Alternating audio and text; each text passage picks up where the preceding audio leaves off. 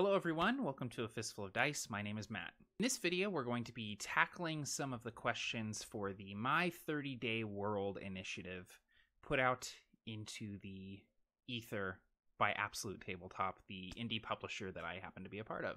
If you are unfamiliar with what My 30-Day World is, there is a link down in the description, but just sort of a top-level idea of what it is. It's basically a project where for 30 days, you answer a question every day about one of your homebrew worlds that you use at your RPG table.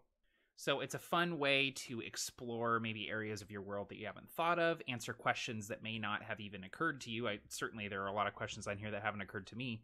And it's also a way for you to share your world with others and just sort of be creative, write stuff out, do some world building alongside other people. So it's been a lot of fun so far. The response has been really cool. And the best part is that we're doing this in conjunction with our A Dead Man's Guide to Dragongrin Kickstarter, which is currently live, going for 33 days. We have already blown past our initial funding goal and are unlocking a ton of stretch goals. So if you're interested in checking that out, there is a link down in the description as well. So I'm going to be cheating a little bit here because I'm going to do the first 5 questions in one video. And then next week I will do the next 5 questions and so on and so forth. And so this is something that ideally, you do it once a day. You take, 10-15 minutes and answer one of the questions. But for me, doing the Kickstarter and everything, I've just been really busy and haven't really had the time to delve into this yet.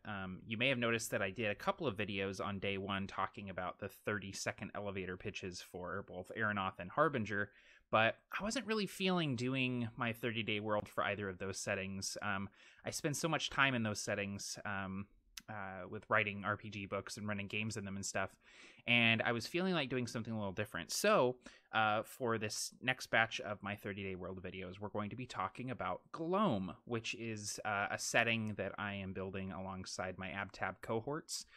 So that said, all of this is very wet cement. None of this is concrete or canon in any fashion. It's just me sort of thinking about the world and how I envision it. So let's just roll right into it. Let's get into it.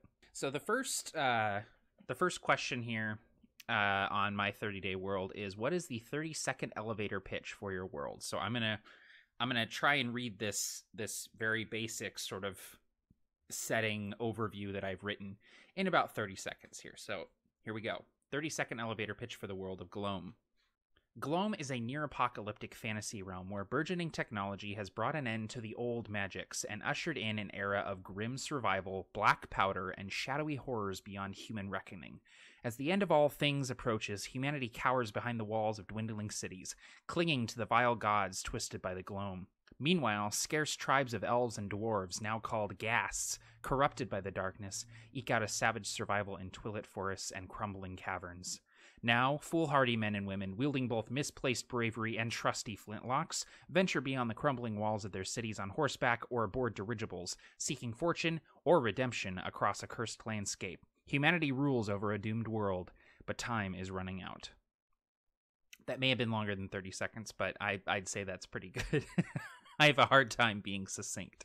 So just to sort of expand upon that, another way to, do this 30-second elevator pitch would be to, throw some of the genres and inspirations behind it, which is that, Gloam is a Victorian colonial-esque setting injected with Cthulhu mythos sort of leanings and trimmings, which is something that I really love. So imagine guys in tricorn hats wielding flintlock rifles fighting off creatures spawned of darkness beyond time and space. That's Gloam. All right, the next question in the My 30-Day World project is, what is the name of your world and why is it called this? So the name of the setting is Gloam. And Gloam is a really, really cool word because Gloam is like Twilight. Gloam means right before the end. It's right before night, right before the darkness. And so Gloam to me is, well, it means several things, but the reason why it first captured my sort of attention was the idea that this is a world that is not post-apocalyptic. It's not an apocalyptic world. It is near apocalyptic.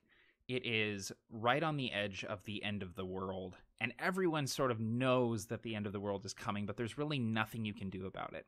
And so it's just sort of this, like, the end is inevitable sort of feeling, which is, to me, is very, like, Gloam is not hopeless, but it is almost hopeless. And then beyond that, the actual sort of like tangible darkness that is sort of leaking into this world, spawning monsters, consuming the cities of man, twisting creatures, making them vile, warped monstrosities. That actual sort of inky darkness is called Gloam. If you can experience this darkness, you can see it with your naked eye. You can actually, witness the Gloam seeping into the world. And so the Gloam, that sort of works for multiple things. I imagine that this world is probably called something different by its inhabitants, but the setting itself is called Gloam. The next question in the My 30-Day World project is, who is the most nefarious villain in your world? Now, this is an interesting question for this setting, because there are very few people who are, like, good, I imagine, in Gloam. Not because everyone is evil, but because how do you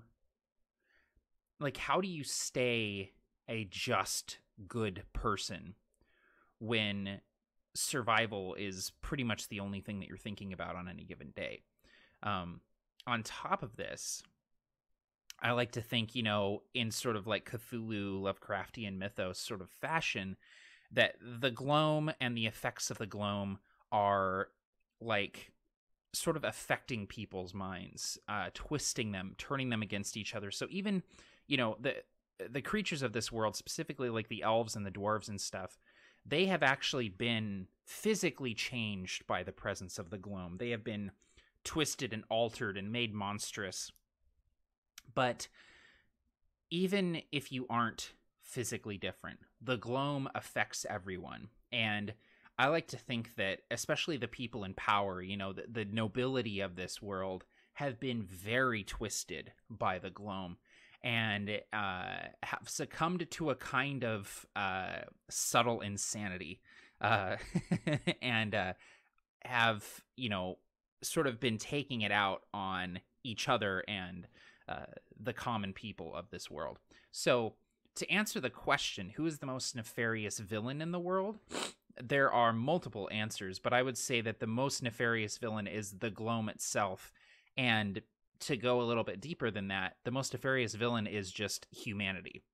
Because the only reason why this world is doomed the way that it is, the only reason why the Gloam is even, present, is because humanity led this crusade against the lesser races, the elves, the dwarves, the orcs.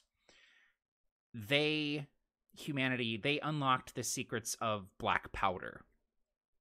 And with black powder and with dirigibles, they rained fire and death upon the elves and the dwarves of the world. And in doing so, they have sort of brought an end to a previous age. They have destroyed the old magics, and the old magics maintained the Gloam. It kept it out of this world. And in eradicating the elves and the dwarves, as we know them, they have allowed the Gloam to seep into this world and assured their own destruction in their quest for power, in their hubris. So the most nefarious villain in Gloam is people. And that might seem like a cop-out answer, but that's really the tone that we're trying to get here with Gloam. The next question in my 30-day world is, who is the most renowned hero in your world? And for this, I'm going to click over to another doc here, because we've written about these guys. And actually, if you look on my channel for Gloam games, there's actually a Gloam game that I run on here that features these guys, but they're called Dawn Hammers. And Dawn Hammers were I hesitate to call them heroes because they are very much responsible for what is happening in the world. They were instrumental in the Black Crusades, the Black Crusades are what, eradicated elves and dwarves and brought the Gloam into the world. But the Dawnhammers are basically, they are anointed knights, basically. They are monster hunters. They are the only ones willing to look into the abyss and have the abyss stare back at them. And the Dawnhammers are sort of, they're forgotten to some extent. And that, to me, adds to their heroism, or the idea of them as heroes, is that they were these glorious heroes during the Black Crusades, but now they are dwindled and forgotten, scattered, divided, leaderless. They are few and far between as it stands now, but in many ways, the Dawnhammers are the only ones that stand between the Gloam and the rest of the world. They are holy warriors, these militaristic, sort of puritanical warriors. Think they're inspired a lot by Solomon Kane. And I think this was, Tim Carney and Tim from Tabletop Terrors, he and I are sort of like heading up this world and building it together. And it was Tim's idea to have a sort of like a faction in this world that were like Solomon Kane, that were like, they wore like the black and white sort of Puritan garb. They had, hatchets and flintlocks and sabers and stuff. And having these guys be sort of like the witchers or the monster hunters of this setting of Gloam. They are the ones that are fighting back against the Gloam firsthand. They're on the frontier, on the front lines. But at the same time, they are taken for granted. They are, demonized by a lot of people even. So the most renowned heroes used to be the Dawnhammers, and they are still probably the greatest heroes of this world, this dark, dwindling world, but they're also mostly forgotten. So those are the Dawnhammers of Gloam. This next question is a pretty easy one because we've been talking about it quite a bit, but it's what event in your world altered its history? This would absolutely be the Black Crusades. In this world, the sort of the governing body is called the Crown, and the Crown is supported by a faith known as the Creed. The Crown and the Creed sort of like foresaw this like great destiny for humanity. And they basically united everyone and called all of the human settlements to arms. There were these guys called Ordists, and Ordists are sort of like they're like officially sanctioned magic users, like arcane magic users, who are officially sanctioned by the Crown and the Creed, and they were the ones who developed both black powder and blaugas, which blaugas it's a type of natural gas that is used by dirigibles, and it's also used by like gaslight lamps and stuff like that. Anyway, so they perfected black powder and developed black powder weapons, as well as these big hulking monstrosities called ogres, which are these big, they're basically power suits, exosuits, armor. They're mechs. Of course, there's mechs in this setting. And they initiated this thing known as the Black Crusades. And the Black Crusades were these years-long genocidal wars that were fought against all of the lesser races in this world. And so elves, dwarves, orcs, everything like that, they were brought to the very edge of extinction, and their old magics, were wiped from the face of the earth. And in doing this, these Black Crusades led like directly to the Twilight of this world, the Gloam. They destroyed the wards that were keeping the Gloam in place and allowed it to seep into the world. So the Black Crusades are far and away the most defining event of this world, because not only were they fairly recent in the grand scheme of things, but they were also, they're also directly responsible for the Gloam itself.